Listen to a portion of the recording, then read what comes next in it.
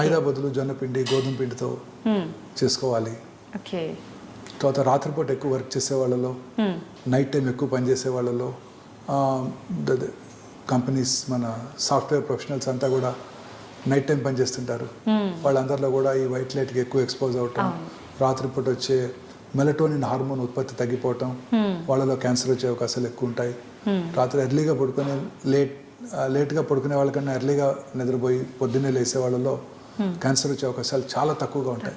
అన్ని రకాల క్యాన్సర్స్ వాళ్ళలో ఎక్కువ.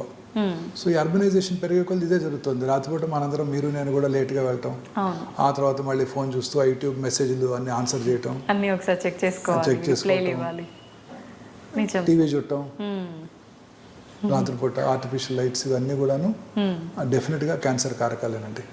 ప్రశాంతంగా రాత్రి 9 ఎర్లీగా డిన్నర్ చేసేసి 8-9కు పడుకుని పొద్దున్నే 4 o'clock లేసాం అనుకోండి, ఎన్టీ రామారావు గారి లాగా 3 o'clock లేసేవారంటే, ఆయన 3కే లేసేవారంట.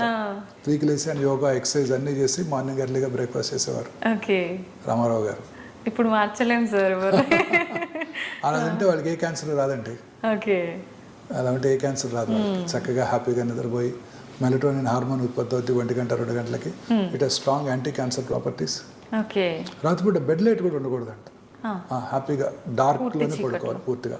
ఒకవేళ పెట్టుకోవాల్సి వస్తే రెడ్ లైట్ కొంచెం, అంతే తప్ప అది భయంగా ఉన్న వాళ్ళకి పిల్లలు ఉంటే. అదర్వైజ్ నైట్ బెడ్ ల్యాంపే ఉండకూడదు. డార్క్లో పడుకుంటే ఆ మెలటోనిన్ హార్మోన్ కరెక్ట్గా ఉత్పత్తి అయ్యి అది it has strong anti cancer properties. అంటే కరెక్ట్గా ఏ టైంలో ఉత్పత్తి అవుతుంది అలా ఏమైనా? మీరు ఎర్లీగా పడుకుంటే 1 to 2 o'clock ఉత్పత్తి అవుతుంది. మీరు లేట్గా 11 పడుకుంటే అసలు ఉత్పత్తి అవ్వదు. ఓకే సార్, వాటర్ వల్ల కూడా ఇప్పుడు రకరకాల వాటర్